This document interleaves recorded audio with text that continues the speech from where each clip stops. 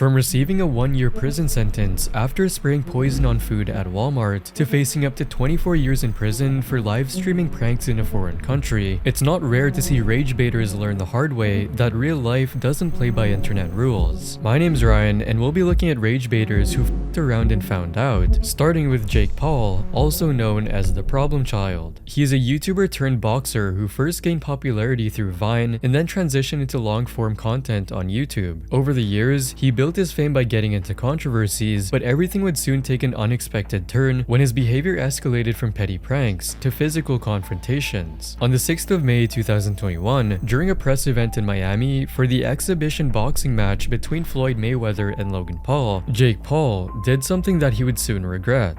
Absolutely. You want to run it 2 in 1 night? So let's make it happen. Let's do it. Let's make it happen. Let's make it happen. Yes, sir. Get the paperwork for this ball. Get Al Heyman out here. Yeah. Let me call Al Heyman. Let's make it happen. I'm my own 2 in 1 night. Got your hat. The fight originally started with Mayweather calling both Pauls fake fighters and offered to take on both on the same night, and immediately Jake Paul confronted the former champion. This moment went viral quickly, and almost instantly after Jake took the hat, Mayweather's security team swarmed the area.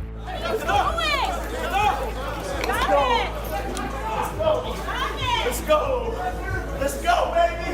Jake said in an interview that there was like 8 guys around me all grabbing me, some hitting me in the leg. Then they finally got the hat, and then I see this angry Floyd Mayweather. I couldn't believe it. I didn't think he was gonna get that mad over a hat. Mayweather later said that the fight was caused by what he felt was a lack of respect by Paul. I don't want to be disrespected. You can't keep touching me and disrespecting me. And people couldn't help but criticize Jake's immature behavior, saying Jake couldn't handle the boss talk, so he had to grab Floyd's hat like a kid. And boy snatched his hat off like a preschooler in the playground. And while Jake's stunt resulted in just a minor fight, it was a different story for Sneako, who had to learn the consequences most painfully. He is a content creator who gained popularity on YouTube before moving to Rumble. His videos cover everything from polarizing takes to what people describe as hateful and racist content. But beyond that, Sneako is widely recognized for deliberately stirring controversy to attract attention. He's built a reputation for testing limits and engaging in heated public conflicts, both online and in person. The thing about Cuties is it's not an unrealistic film. Like, yes, it shows children in a sexual way, but this is not unusual now. Sneako also has a history of challenging people to fights whenever there's drama. He famously challenged Penguin Zero, but that never escalated beyond DMs and arguments on camera. However, that wasn't until he picked the wrong opponent and it cost him. In early 2024, Sneako publicly challenged former UFC middleweight champion Sean Strickland to a sparring match. However, the callout wasn't random because Strickland is known for his unfiltered persona and aggressive fighting style, which made him a perfect target for Sneako's viral content strategy, or so Sneako thought. Although on the day of the fight, it looked like Sneako was dominating in the first half, hitting punches at Sean, things escalated quickly. It wasn't long before Strickland turned up the intensity, unloading a series of powerful strikes that Sneako had no answer for. There you go.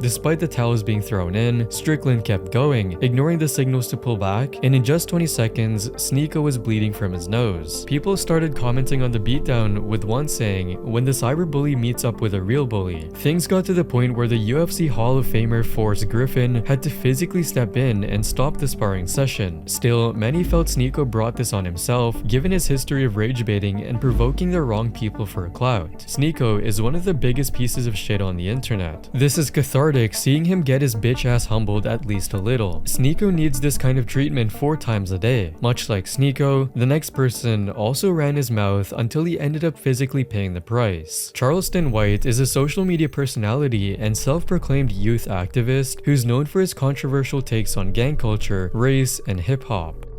Death to all Crips and Bloods. Death to all GDs and BDs. His content across platforms is often about edgy jokes and outright provocation, as he always calls out famous rappers and former gang members with bold, heated takes that stir up controversy. I think you just some coward. Raymond Washington, Tookie Williams, Who else I need to say? Lil Rank, Ada Street, the Pollywood Crips, the Stop Six Bloods. And while this wasn't just a one-time incident, in late 2022, Charleston White turned his focus to Chicago's drill rap scene. He specifically mocked the arrest of rapper Lil Durk, saying, "Ain't nobody laughing at Dirt like they were laughing at me when I went to jail." However, he didn't hold back on that, because soon after, in an interview, Charleston said Lil Durk's arrest is a victory and called him a demon. So wow, so you think this is a real victory for us as black people? Yeah, this is a real victory. It is a demonic force. It was a dark force. It was a dark energy that came down from Chicago and spread throughout America. I think we now finally get to put that fire out. He went on and claimed that Lil Durk snitched on King Von, one of Durk's close friends, who was murdered in 2020 during the peak of their 2019 gang-related case. Didn't him and Von get into a situation where they had a and once Von got killed, he blamed Von for the pistol case or whatever. Yep. Nigga, that was his partner. Don't he wear V-Roy on his hat representing Von? But to make things worse, he took the disrespect to a whole new level when he posted a picture of Lil Tim, the same person who took out King Von, tagging his mother. And when all of his comments were firing across the internet, in February 2023, during a scheduled performance in Dallas, Charleston White was attacked on stage by a group of individuals after making vile attacks at them.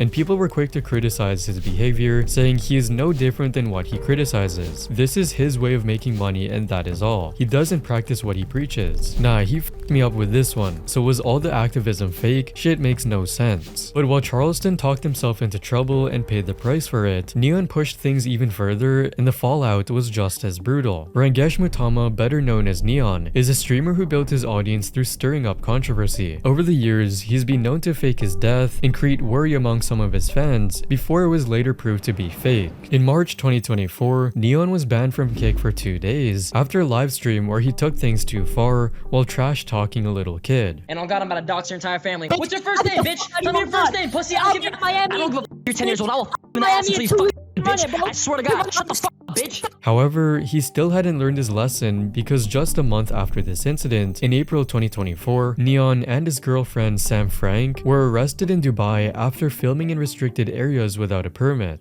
The camera down. Oh, okay. Get off. All cameras are off. I just want to let you know we're trying to work with you guys. I'm really sorry. What started as just another rage bait stunt for views ended with him spending 37 hours behind bars. The moment real world rules stepped in, it turned into a serious legal mess. As one person put it, he's the definition of and find out. He was 100% seeing how long he could live stream in Dubai before someone forces him to stop. He later posted a stream where he said he took full responsibility for his actions, but people knew his cloud chasing antics would never change. The idiot filmed the cops. It wasn't his fault, though. I don't blame him. I take full accountability. It was my fault. And honestly, things could have been a lot worse, but I really appreciate all the people. He's trying way too hard, lying out of his teeth. Nothing will change guaranteed. Neon has got to be the most insufferable person online at the moment. While Neon stirred outrage from behind his screen, Mizzy did it in the real world until the consequences finally caught up. Bakari Bronzogaro, better known online as Mizzy, is a TikTok content creator from London who became famous in 2023 for producing high shock value prank videos. His content often featured him entering private spaces uninvited, disturbing innocent people, stealing pets, and filming strangers without their consent. Mizzy blew up by deliberately provoking people in real life just to go viral online. However, what he didn't realize was that every outrageous act came with even harsher consequences. In May 2023, Mizzy posted a video of himself entering a stranger's home in London without permission, walking past the family. James? Come to the front door right now, please. James? You man, come. Hello, James. We need to speak to James. James. Walk through their living space, sitting on their couch, all while recording. Study group.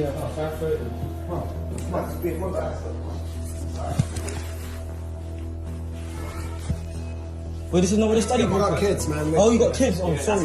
The video was stylized like a prank, but to viewers and the victims, it was an outright violation. Soon after, Mizzy was issued a criminal behavior order on May 24, 2023. Terms of the order included not to post any original content to social media without prior documented consent from those involved, and not to attend Westfield Stratford City. Eventually, he was invited to the Piers Morgan show where he gave blatant answers proving he has learned nothing. I wouldn't really call it terrorizing, I would just call it more having fun. This whole public outroar just makes me laugh because people are getting hurt over something that didn't happen to them. But just hours after the order was issued, he posted several videos showing he breached his criminal behavior order.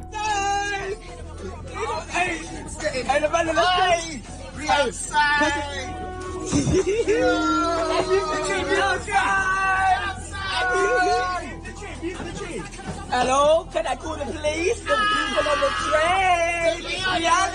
Viewers and the public were infuriated by this point, saying he's 18, he should be in jail for this. And that's exactly what happened. On the 26th of May, officers arrested 18-year-old Mizzy for breaching the criminal behavior order and took him into custody. Eventually, Mizzy was banned from all social media for 2 years and sentenced to 18 weeks detention at a young offenders institution. People watched him spiral in real time by how little he seemed to care about the consequences. It is a shame what people would do for fame. While Mizzy's stunts put him behind bars, Tino led to something even worse, making her one of the internet's most cancelled figures. She is a trans TikToker and Instagram influencer known for her bold, unapologetic content. But over time, her content began to change from innocent to downright rage bait. She often leveraged her trans identity for views and used it to shield herself from criticism. Trans people go through this thought process any time they're in a bathroom. And it's not okay. And it's important to talk about because it happens all the time. However, the tipping point came when she uploaded a series of posts about using women's restrooms at Disney World. I don't really know what the deal is with bathrooms. You know, Florida is really conservative. I don't know what the rules are. Trans women are allowed to be in women's bathrooms, but I'm about to go and use the bathroom because I have to tinkle. If I get stopped, I guess, but I'm a woman, so I'm going to use the women's bathroom. In them, she reviewed individual bathroom stalls, commented on their cleanliness, and captured other women without their knowledge, which many saw as invasive and inappropriate. What made it even worse was her attempt to justify the behavior by referencing Disney's policies, suggesting she had a right to be there and record. And to those pulling the "it's not allowed in Florida" card, that law only applies to buildings owned or leased by the state of Florida, so not Disney. And even if it wasn't allowed, who cares? Let us tinkle in peace. But this move was widely interpreted as rage bait, so she could then hide behind her trans identity. Several people who appeared in her videos expressed plans to seek legal counsel against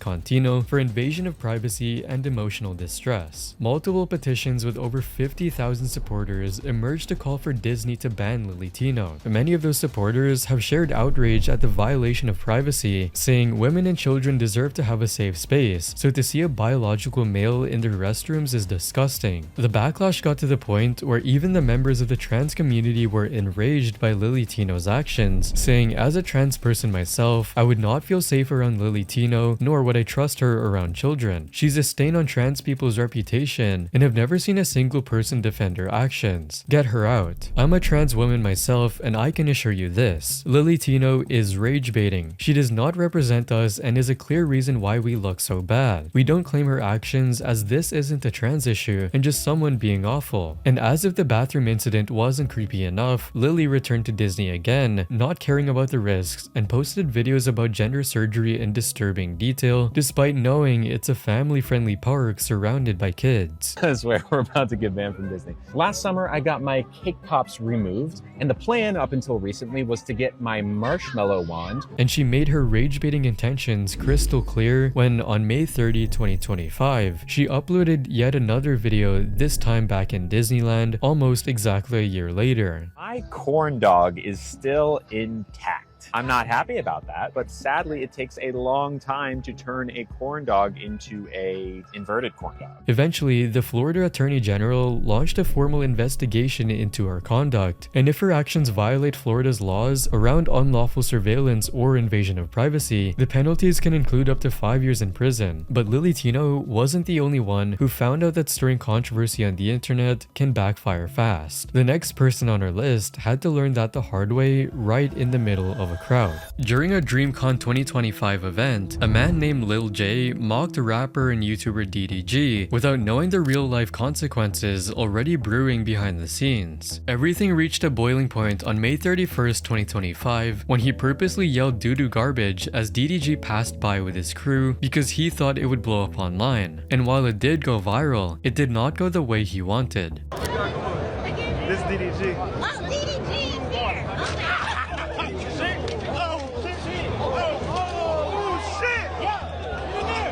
The term doo-doo garbage first came into use when a student at Streamer University referred to DDG on May 23rd, 2025.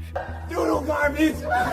He eventually kicked the student out and stated in a live stream that he didn't find the joke funny and that the next time someone said it, he would physically confront them. Despite the warnings, Lil Jay was bold enough to provoke him, but the worst part was, instead of treating it like a joke, he repeated it several times and made sure it was loud enough to get a reaction. Seconds after the insult, DDG's brother Dub turned back and physically confronted Lil Jay. According to Lil Jay himself, who addressed the incident later on a live stream, the comment was meant to be funny and just a little joke. However, what he didn't expect was how quickly that moment would escalate. After the incident, Lil Jay played the victim card by claiming to take legal action against DDG and his brother. I gotta take legal action against him or his brother, somebody out here.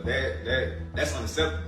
For real. They done broke my chain. And this did not sit well with the people who exactly knew his attention, as one person commented, "Bro cloud chasing, how you gonna be on a grown man's face calling him names and surprised you got punched on?" He was even called out for doing it all for the money. But while Lil Jay got checked on the spot, the next person on our list took his antics overseas, only to find out that not every country tolerates that kind of behavior. VitaliZDTV is a 33-year-old Russian-American YouTuber and live streamer with over 10 million subscribers and 1.5 billion views. He rose to fame through extreme prank content, streaking at the NBA Finals, and is notorious for his rage bait tactics. What do you mean? I'm saying something.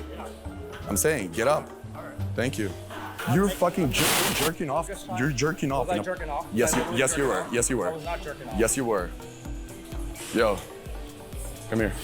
We're filming a video. His stunts repeatedly crossed legal and ethical lines, and the Manila incident took things to a whole new level. In early April 2025, Vitaly conducted a live-streamed prank spree in Bonifacio Global City in Taguig, Manila. He approached security guards, attempting to kiss and grab them, trying to seize their service firearm, taking pictures of them without consent, mocking other security guards, and vlogging without a permit in BGC. Believing shock tactics and flaunting local norms would go viral, he clearly pushed Filipino locals to react, thinking it would drive views. However, things unraveled faster in a way he did not expect. Zodorovetsky was taken into custody on April 3rd at a hotel in Pasay City, following the issuance of a mission order by the Bureau of Immigration. But that wasn't all, because soon after, he was legally charged with multiple charges, including unjust vexation, alarm and scandal, and attempted theft. This comes with a possible sentence of up to 24 years in prison, and a status as an undesirable foreign national, which complicated any chance of deportation.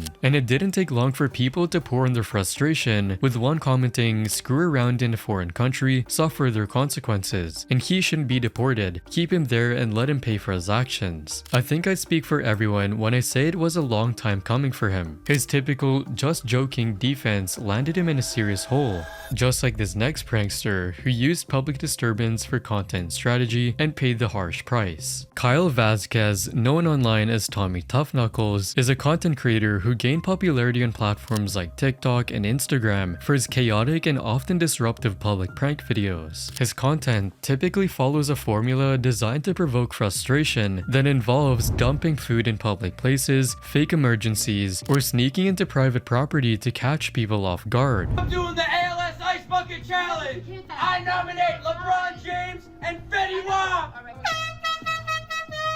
But while those antics lived online, the real tipping point came in April 2024 because in the span of just 2 days, Vasquez escalated his content. On April 29, outside Ralph's Italian Ices, he dumped a container filled with over 50 raw eggs onto himself as the camera rolled. The next day, he walked into a Chinese restaurant and poured a full bucket of black beans all over himself and on the floor again, purely for a video. Give me 50K, we'll do more! Vasquez was deliberately aiming to rage bait the staff, hoping their reactions would add to their performance. Yeah, I'm really angry, and they're all angry because they make me a mess for the place.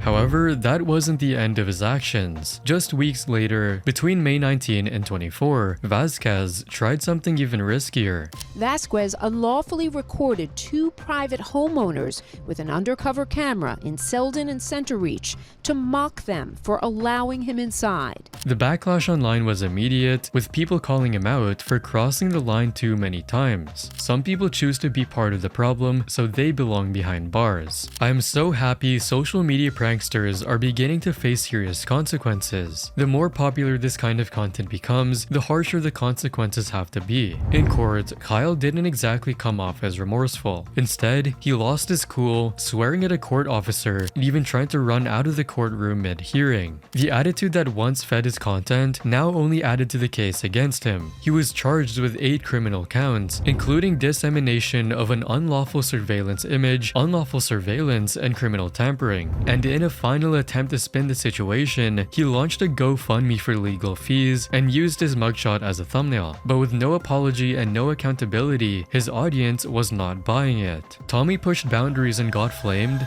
but Wolfie Kleti pushed past safety, and the consequences went beyond backlash, costing him his freedom. Charles Smith, better known as Wolfie Kleti, made his name for creating outrage-driven pranks across TikTok and Instagram. He cultivated a brand as a self-declared supreme villain by staging stunts designed purely for viral attention, often crossing the line into life-threatening behavior. That pattern hit a breaking point on December 19, 2024, when he posted a video that would ultimately change his life. Wolfie walked into a Walmart in Mesa, Arizona, picked up a can of Hot Shot bedbug spray, and began filming himself as he sprayed it directly onto fruits, vegetables, and even rotisserie chickens right there on the shelves where customers were shopping. The intent seemed obvious: rage bait, boost his views, and build his brand even further. But what he didn't account for was just how seriously others would take it. That's not a prank, that's attempted murder. Shoppers were in the store while the sprayed food was still out on the shelves, which means someone could have unknowingly bought poisoned groceries. Given the degree of this recklessness, the Walmart staff quickly removed nearly $900 worth of food from the store and reported the incident to police. However, in less than 24 hours, he turned himself in, with the video serving as clear evidence in an active criminal investigation. Eventually, Wolfie was charged with multiple felony accounts, including 1 count of burglary in the 3rd degree, 2 counts of adding poison or other harmful substance to water, drink, or medicine, 1 count of endangerment, and 1 count of criminal damage. On June 24, 2025, he was sentenced to 1 year in jail. However, this punishment came off as too lenient for many people who thought he should have been held accountable like someone who knowingly put lives at risk. Doing this BS at 28 is ridiculous. 1 year really isn't enough. 1 year for trying to poison people? There are people in jail for smoking pot with longer sentences. While Wolfie's stunts turned dangerously real,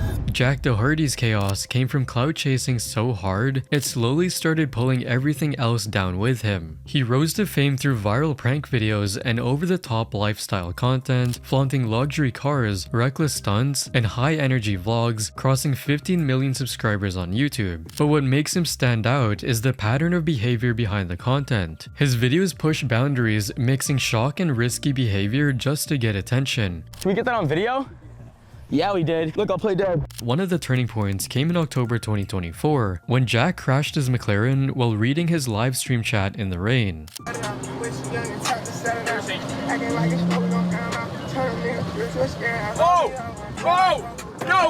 No! His cameraman was visibly injured, yet Jack continued filming, treating the moment more like content than a crisis, more concerned about his car instead of his bleeding cameraman. Oh, my whole fucking car, bro.